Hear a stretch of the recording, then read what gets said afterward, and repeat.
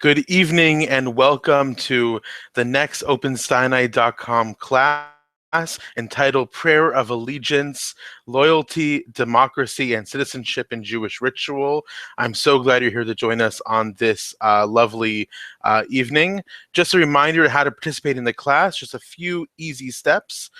Click on the left-hand link, the lower left-hand link that says be part of the conversation. And then when you do that, a new window will open. And then just click on the right top icon that looks like a grid of 9 dots. Click on the Q&A icon, and then from there you're able to ask any questions or participate in the conversation. So once again, click on the Be Part of the Conversation link on the lower left-hand corner of the YouTube video, and then a new window will open. Click on the upper right-hand grid of 9 dots, click Q&A, and then from there you are able to ask any question or be part of the conversation. So tonight we're going to explore a subject which I think is on the minds of many of us as we're now in the midst of the presidential primary election season, as both parties search for who will be their presidential candidate come in just a few short months. And many of us have heated opinions on which of the many candidates we prefer, what platform we prefer, what ideology, what certain policy proposals we find most compelling. And we might find ourselves having heated conversations over around the water cooler, or in other places at home with our significant others or family members or friends on these various points of disagreement around the political process that always come out during a presidential election season. But I want us tonight to take a step back. And we're going to take a step back and we're going to look at a larger meta topic that surrounds this whole conversation from the perspective of Jewish community and Jewish faith and Jewish wisdom. And that is the question of allegiance. This is a very important question because the Jewish journey through time is one that has traversed nearly 4,000 years. And Jews have found themselves in almost every country imaginable throughout periods of history that have manifested an incredible amount of different political systems and styles of government. And in those varied political systems and styles of government, Jews have been received by the countries they've lived in a variety of ways. Sometimes, and more often than not, they were seen in a lukewarm sort of way. And then often that lukewarm relationship, that relationship of basic toleration, would turn into outright hostility. And we know the storyline of Jewish suffering throughout the ages, from pogroms and the Inquisition to the Holocaust, and to variety of horrible moments that dot and litter the entire landscape of Jewish time, that almost every Jewish family is not immune from stories of suffering and stories of persecution in their own family history. And in those periods of time, whether they were lukewarm, where the relationship was one of toleration, or whether it was a relationship of more open hostility, the question is, what was the relationship of the Jewish community in its faith ideas to the governments they lived in? How did they understand and perceive that relationship? And now, we live in a time that's almost entirely unprecedented in Jewish history, a time where Jews in the United States and in many Western countries and in many parts of the world face no overt systemic governmental discrimination. State-sanctioned discrimination against Jews as a class of people throughout much of the Western world, most notably in the United States and in the rest of North America, is thankfully a rare occurrence and almost entirely doesn't exist. And in that context, how does that change our relationship to the government we live in now that we're not just residents of the country, but we're full-fledged citizens? So much so that we feel so passionate and so excited about the presidential election season, about elections in general. We feel invested in the country we live in. We feel invested in this place so much so that we will donate to political parties, will volunteer on election days. We will be part and parcel of the civic process. So that's the question I want us to explore. And we're going to do that through a little bit of a journey through Jewish history, through the lens of various rabbinic personalities. So I want us to start by looking at beginning the presentation by looking at this map. Now, obviously, the map is not illustrative. Certainly, the arrow direction, it goes the opposite way through Jewish history. But look at that map. That's the map of the world. And in almost every single place that you see on that map, there were Jewish communities there, or there currently are Jewish communities. And Jews have lived literally throughout the entire globe. And we're going to traverse that map not in a historical order. We're not going from east to west. We're going to go from west to east just on the direction of the presentation. But we're going to explore various themes that have emerged around this, specifically around the notion of a Jewish prayer for the welfare of the government. The Jewish prayer for the welfare of the government goes back a long, long time. And once again, feel free to follow the directions on how to enter the Q&A and ask any question or comment you would like. And we'll pause throughout our evening together to look at those questions or comments and address them. So before we begin by going through this map, I want us to hear what is one of the most commonly held formulations of that traditional prayer for the welfare of the government. And this text I'm about to read to you comes from the Koren Sidur, the Koren prayer book, printed by Koren Publishing, based in Jerusalem, which publishes prayer books and other Jewish ritual works, and along with literature and Jewish books on philosophy, etc. And let's listen to it. It says, "May he who gives salvation to kings and dominions to princes, whose kingdom is an everlasting kingdom, who delivers his servant David from the evil sword, who makes a way in the sea and a path through the mighty waters, bless and protect, guard and help, exalt, magnify and uplift the president, the vice president, and all officials of this land. May the Supreme King of Kings, in his mercy, put into their hearts and the hearts of all their counselors and officials, to deal kindly with us and all Israel. In their days and in ours, may Judah be saved and Israel dwell in safety.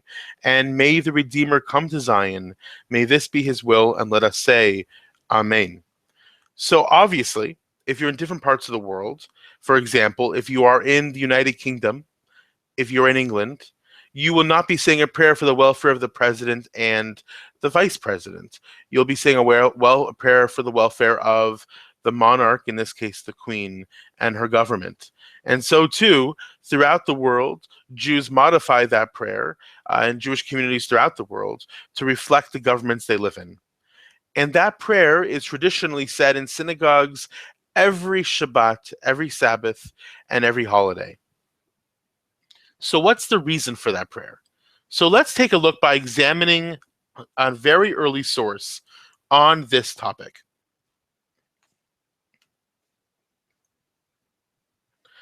The first source we're going to look at is from the Mishnah, one of the earliest compilations of Jewish law around the 2nd century.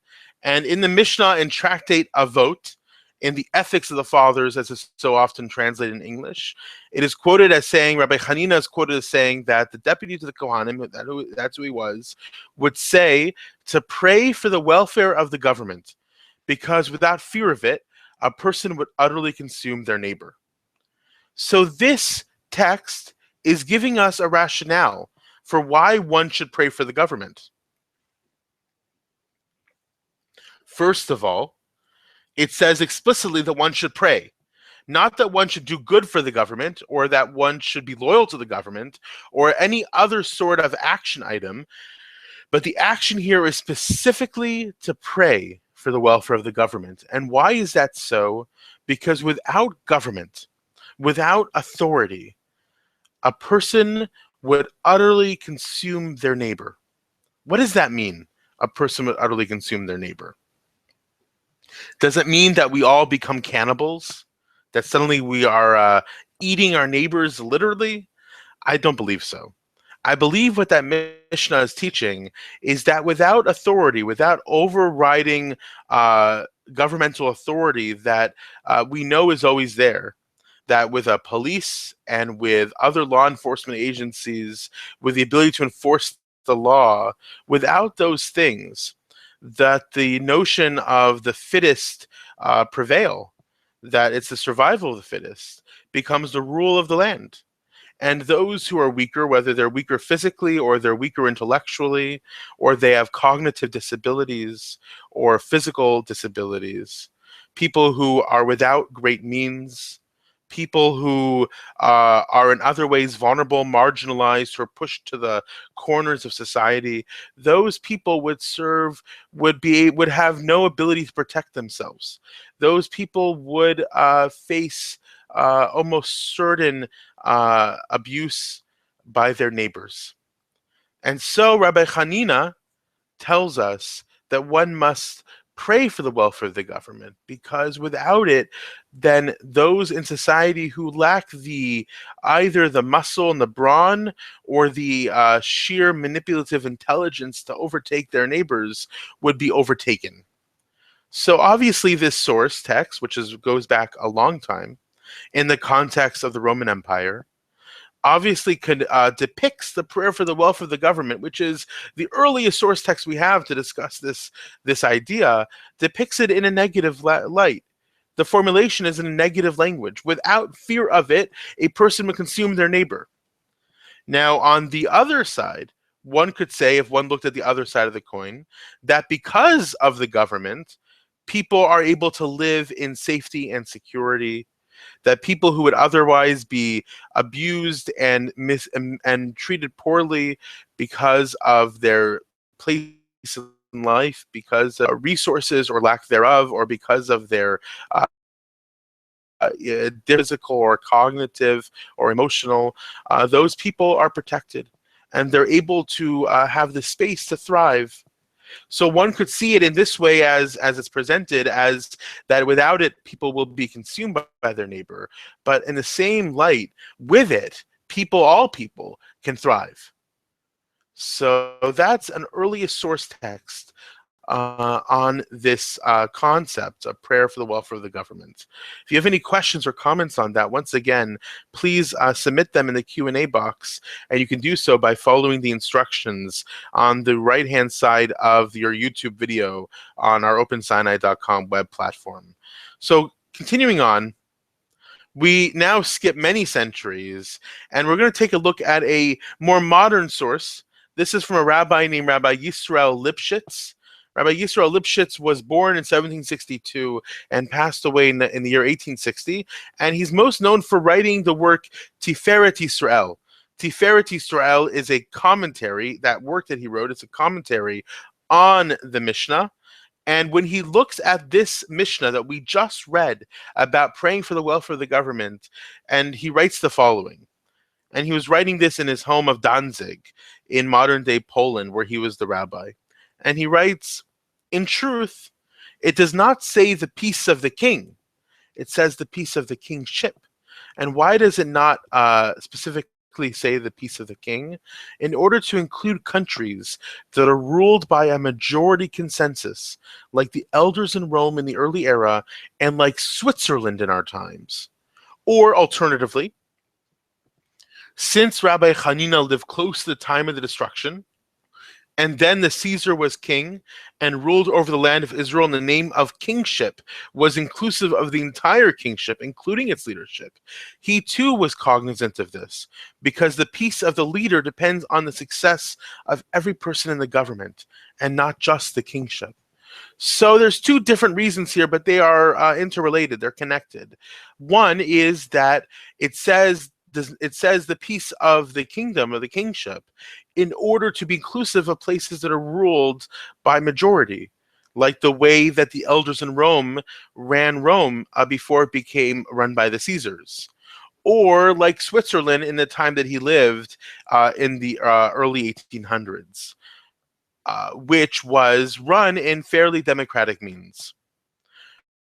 Or idea is that since Rabbi Hanina, who remember was the deputy of the Kohanim, the deputy of the priests of the temple, who lived close to the time of the destruction of the temple in Jerusalem, and the Caesar, the rule of the Caesars, he was the king, and the Roman Empire ruled over the land of Israel. And the name kingship, the idea, the concept of kingship, included the entire kingship, including all of its leadership, that a king was cognizant that he needed the consent of everyone in his government to rule effectively. That all too often, any student of Roman history knows that Caesars didn't last too long with court intrigue and assassination attempts, and more often, many times, those assassination attempts were actually successful, and they killed the Caesar because he didn't have the full assent, the full agreement of all the leaders of his government. So Rabbi Lipschitz here is offering us a unique perspective on the prayer for the welfare of the government, that the governments that it could be inclusive of are not just classical monarchies, but they're governments of all sorts. Governments that include governments that are inclusive of places that are ruled by majority, places that are run in some semi-more democratic means, governments that are run by a oligarchy of sorts where the Caesar is the head, but he needs to constantly be seeking the agreement of his chief advisors and close inner cabinet so as not to risk assassination and overthrow. So Rabbi Lipschitz here tells us that this prayer really is a portable prayer, that this prayer can be moved along with the Jewish people regardless of where we might find ourselves, in whatever country we might be in, and whatever kind of government that it might be ruled by. And this prayer can travel with us as we travel. And again, what's the reason for this? The reason is because, as the Mishnah said, that praying for the welfare of the government is so as to ensure that all people are protected, that all people are safe and secure. Because without it, the strong would consume the weak, the rich would consume the poor, those who are able would consume those who are less intellectually able.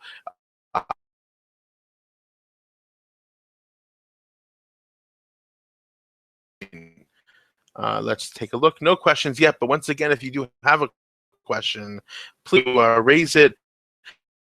We'd be glad to. So moving along to our next source.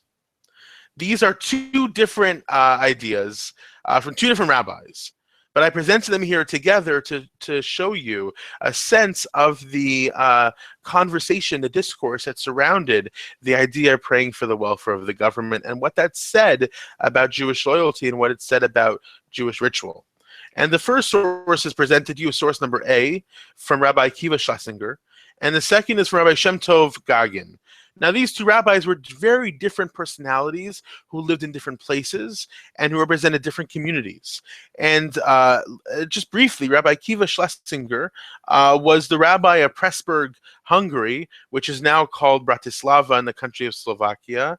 And Pressburg was an important center of Jewish life for much of the 18th and 19th centuries for European Jewry.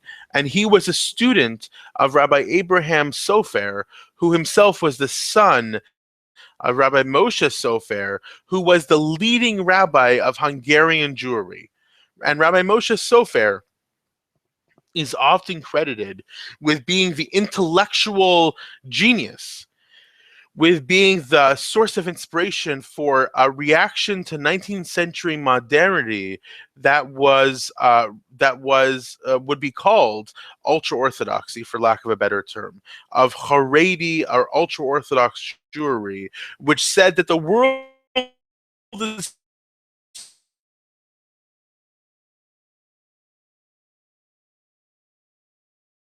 enlightenment and scientific knowledge is spreading throughout Europe.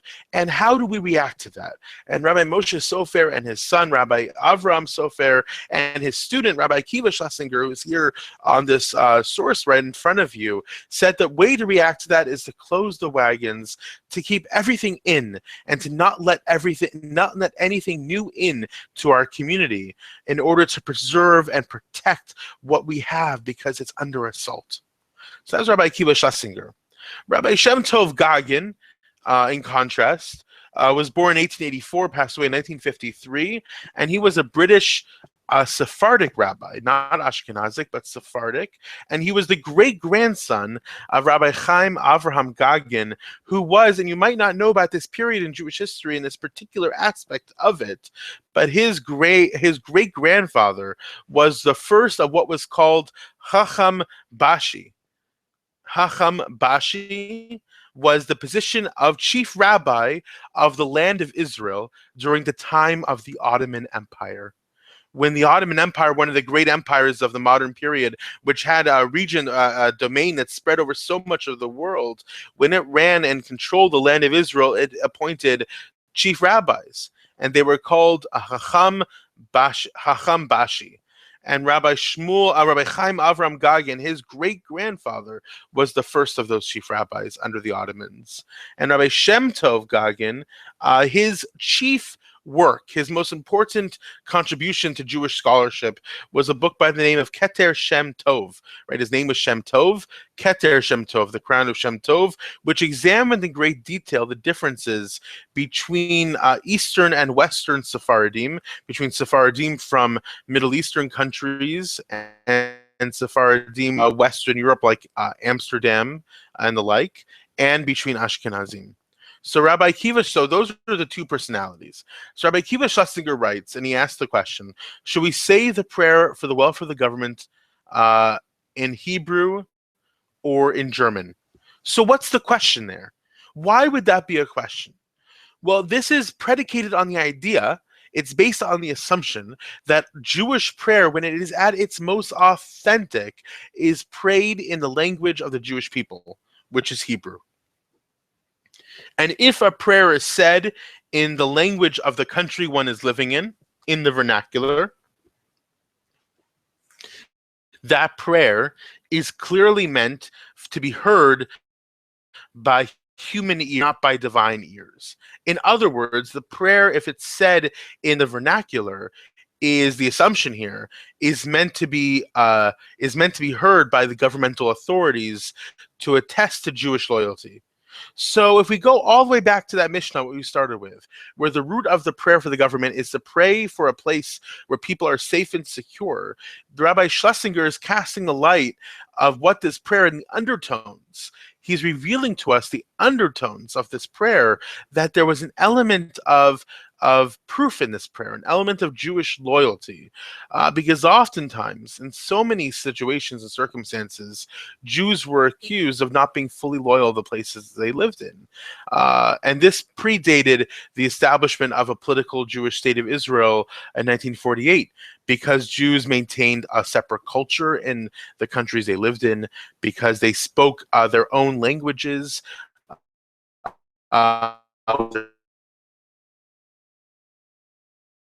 they wore different clothing, because they observed different holidays and kept a different liturgical calendar. Jews were often seen as not being fully of the place they lived in. And so one way that one could show their loyalty was to make a great moment of pomp and circumstance in the middle of Shabbat services and pray for the welfare of the government in language that any common person walking by on the street would understand. But Rabbi Schlesinger responds, if we believe that this is genuinely a prayer, it should be said in Hebrew. Now, this raises all sorts of questions for those of us today who don't speak Hebrew, or for who Hebrew is not a meaningful language because we lack the fluency in it. And what does it mean for our prayers if we say our prayers in a language other than Hebrew? Well, you should know that according to traditional Jewish law, one can pray in any language they wish. That God, of course, God understands all languages, that no one language will be more meaningful in your prayer than any other language. But what Rabbi Schlesinger is referring to is the institutional idea of synagogue prayer as a matter of policy, not about the question of one's own personal prayer life, but rather about what does it say from a policy perspective, that what are the synagogue leadership communicating through how they conduct the services. And in a context where everything is said in Hebrew, if one says the prayer for the welfare of the government in anything but Hebrew, one is communicating the idea that that prayer is not really genuine. Now, take a look at source number B, and this is from Shem Tov Gagin, discussing the different customs of how the prayer is said, and he's just stating the facts. In London is to say the prayer for the king and queen and their advisors in English. But in Amsterdam, they are previously accustomed to say it in Portuguese. So Rabbi Schlesinger offers us this whole idea in a concise manner that one should pray in Hebrew for the prayer for the welfare of the government to make it genuine. Rabbi Gagin tells us explicitly that both in London and in Amsterdam and presumably other places, they said the prayer in the language that they spoke on the streets, whether it was English in London or Portuguese or Portuguese in Amsterdam, which is interesting, right? Because why would they say it in Portuguese? Well, there's a variety of reasons for that. One was in Amsterdam, which of course is in the Netherlands, the capital of the Netherlands. Amsterdam was home to one of the largest communities of Jewish exiles from the Spanish Inquisition, and was host to a large and vibrant Spanish and Portuguese Jewish community. And so what is he saying is that in Amsterdam, in the synagogues in Amsterdam, they said this prayer in Portuguese. Now, if you're thinking about the prayer being said in the vernacular because you want to appease the governmental authorities to show that you're loyal, what does it say when you say the prayer? What's it communicating when you say the prayer in Portuguese, which is not the language of the country you're living in, but the language of the country you come from? Well, I think it says a lot about the making rote ritual that, there's a joke, in the synagogue, some people stand, some people sit for different parts of the service, and they start fighting over who stands and who sits. And ultimately, no one has a good reason for why some stand and some sit in that particular moment. They just do it because they do it. And at some point, things that are just done become the way they're done, even when we forget the reason for why we are doing them that way in the first place. And so in Amsterdam, they carried with them the customs that they had in Portugal, and they continued reciting the prayer for the welfare of the government, presumably the government of Amsterdam, in Portuguese. So let's see if there are any questions thus far. So no questions yet, but once again, please follow the instructions on your right-hand side of your on the Open Sinai web platform live classroom to be able to enter the Q&A session, and feel free at that point to ask any question or contribute to the conversation. So moving straight along, we come to one of the most interesting characters in all of Jewish history. This guy was utterly fascinating, and his name was Menashe ben Israel. Menashe ben Israel was a Jewish mystic, was a Jewish scholar, was a rabbi, and his birth name was Manuel Diaz Sorero. And Manuel Diaz Sorero went by in the Jewish community the name Menashe ben Israel, Menashe ben Israel. He was born in 1604, passed away in 1657. And in that lifespan, he, first of all, created the first Hebrew printing press in Amsterdam in 1626. He published multiple works of Jewish scholarship and Jewish ideas. He was a diplomat of the Jewish people throughout the world. And in that capacity as a diplomat, he successfully petitioned Oliver Cromwell, who, as we know, was the ruler of England in that time period, petitioned Oliver Cromwell for the re-entry of Jews into England. You might not know that because it's not taught very often that throughout all the different Jewish exiles, one of the places that Jews were exiled from in Europe was England. And Jews did not live in England in large gathered places. Did not live in England in official ways for many, many years, for hundreds of years. And it was only with the establishment of the Commonwealth and with the growing influence of Jewish merchants throughout the world that Oliver Cromwell thought to himself, maybe perhaps it might be time to readmit officially Jewish communities into England and into the Commonwealth. And Menashe ben Israel traveled to England and petitioned Oliver Cromwell for that re-entry of Jews. And that entire petition was published. And you can find it online and read all of it. But here for you, for the purpose of this class, we're going to take a look at just one paragraph from that petition. So Menashe ben Israel writes, first, and he says this to Oliver Cromwell, first and foremost, my intention is to try, if by God's good hand over me, I may obtain here for my nation the liberty of a free and public synagogue, wherein we may daily call upon the Lord our God, that once he may be pleased remember his mercies and promises done to our forefathers, forgiving our trespasses and restoring us once again into our father's inheritance, and besides to sue also for a blessing upon this nation and people of England, for receiving us into their bosoms, and comforting Zion in her distress.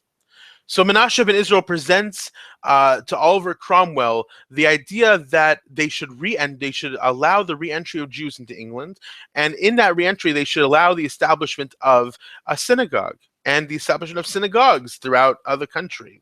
And what will the Jews do in those synagogues? Well, they're going to do a couple of things according to Menashe ben Israel. One of the things they're going to do is they're going to call daily upon God so that God remembers them and God forgives them for their trespasses, forgives them for their sins. This is in classic Jewish theology that we're living in an exile since the Second Temple was destroyed in the year 70 of the Common Era, and that we need to be restored from that exile and brought back into the land of Israel, and the temple be rebuilt. So God, we're going to pray daily in the synagogue to God to forgive our trespasses, to restore us once again into our land. And what else are we going to do besides the traditional theology, besides the traditional Jewish things? We're also going to sue, we're going to pray, we're going to petition for a blessing upon this nation and the people of England. Why? Because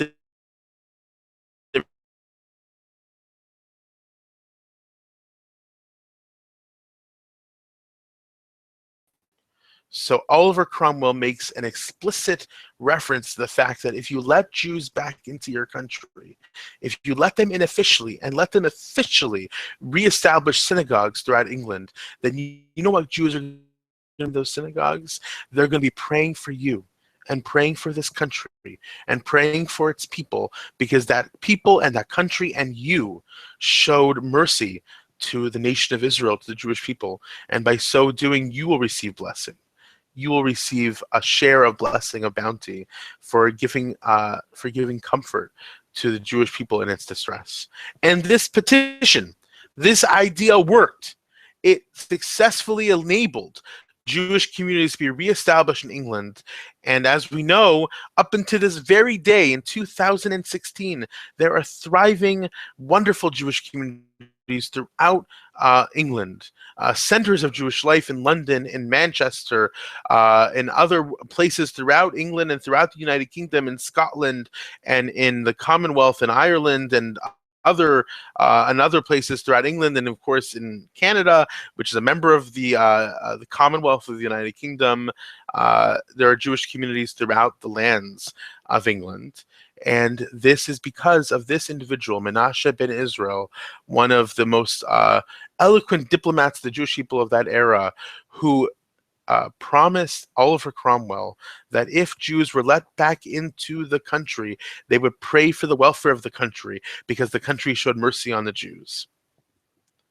Moving along, we come to, again, now we're skipping ahead several centuries, and we're coming to a rabbi named Yosef Kapach.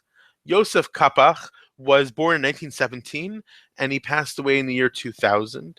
And he was one of the most prominent Yemenite rabbis in Israel. In fact, Rabbi Kapach was born in Yemen, in the city of Sanaa, which to this day, talking about 2016, still has a small Jewish community in that city. And Rabbi Kapach spent a lot of his life discussing and looking over Jewish rituals through the Yemenite tradition. Before we move along to him, I want to take a second and see if there are any questions or comments at this point.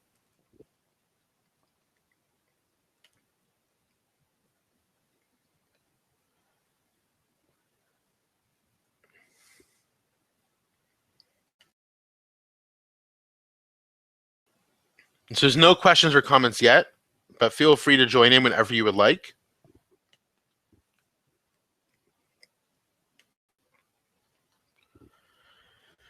So Rabbi Kapach writes,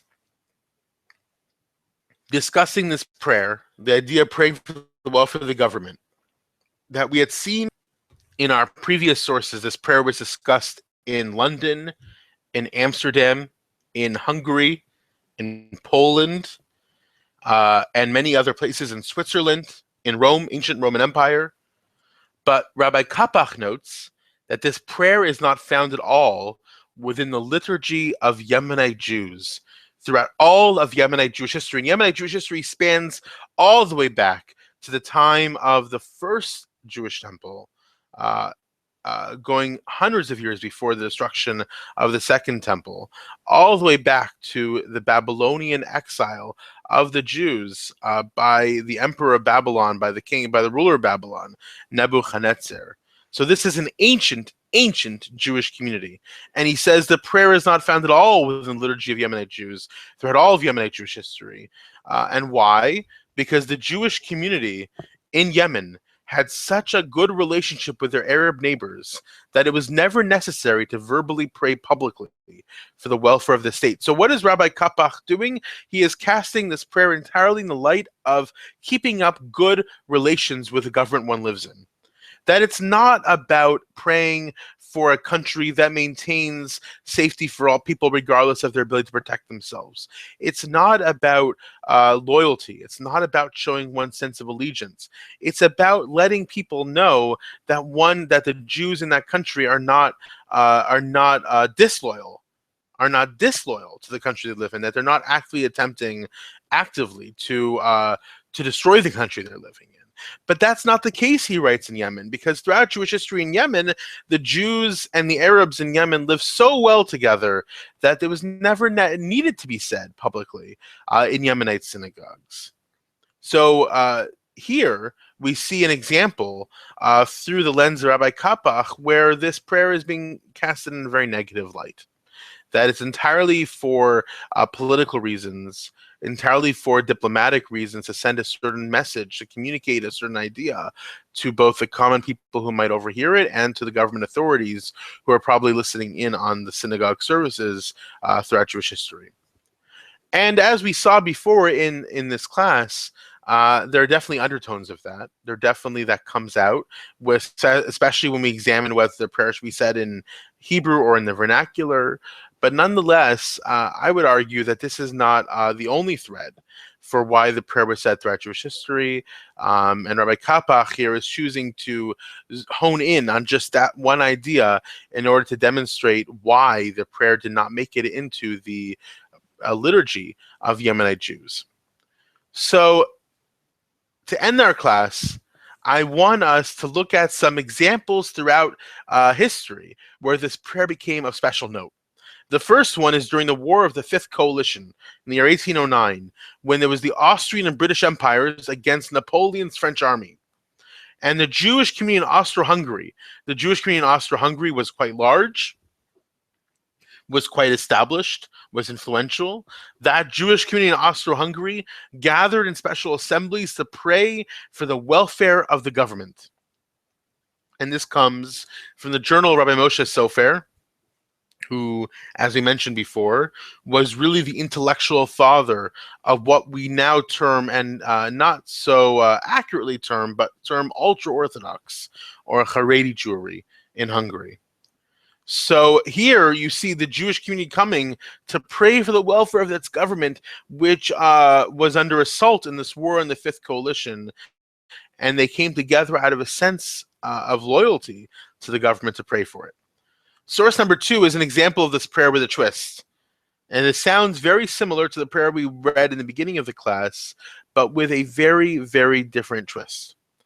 He who gives salvation to kings and dominion to princes, and whose kingdom is eternal, the great and mighty God, the King of kings, the holy and blessed be he, may bless, guard, uphold, assist, and uplift forever and ever our master, our king, the holy rabbi, the righteous one, the sultan, Shabtai Tzvi, the savior of the God of Jacob. So this is an example of a prayer that was composed amongst Sabbateans. So if you're not familiar, Sabbateanism was a divergent religion that spread out of Judaism with a strong messianic impulse centered around an individual personality, an incredibly charismatic individual personality by the name of Shabtai Tzvi. And Shabtai Tzvi was a person who declared himself to be the Messiah, and he went throughout Jewish communities declaring this, and he amassed quite a few followers.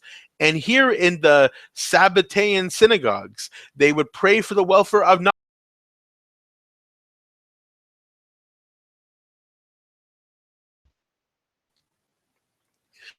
Source number 3 is, I think, fascinating, and this comes from Avram Borenstein, who was the first grand rabbi of the Sakachaver dynasty, who lived to 1910. And it's recounted that the Rebbe, Rabbi Avram Borenstein, had to run away from his community in Nashalasak because of the actions of the wicked people, because he would not pray for Russians. He hated the honor of the Tsar because he refused to offer the prayer for the government on the day of the crowning of Alexander III. Now here's an example of a rabbi who felt not lukewarm, but outright hostile to the prayer for the government, specifically the government of the Russians and Tsarist Russia. As we know, Tsarist Russia was not a quite friendly place to be Jewish. There were quite a few pogroms regularly throughout Jewish communities, throughout the shtetls that populated so much of the Pale of Settlement of the designated Jewish areas of Russia. And it was treacherous to be a Jew in Tsarist Russia, and yet one had no recourse. One was there. One had to be there. One was stuck there if they lived there, and often in suffering and in poverty. And so he would not pray for the Russians. But he was chased out of his community because the community felt differently than him. Now, this has a lot of interesting things to say about the relationship of rabbis and their community, about authority, about who dictates what policy for the community, who gets to decide policy. This in itself is an utterly fascinating conversation, which is not for now, but for now, suffice it to say that this prayer for the government had a complicated history throughout European governments during times of great suffering and persecution of the Jewish community, as this one moment indicated.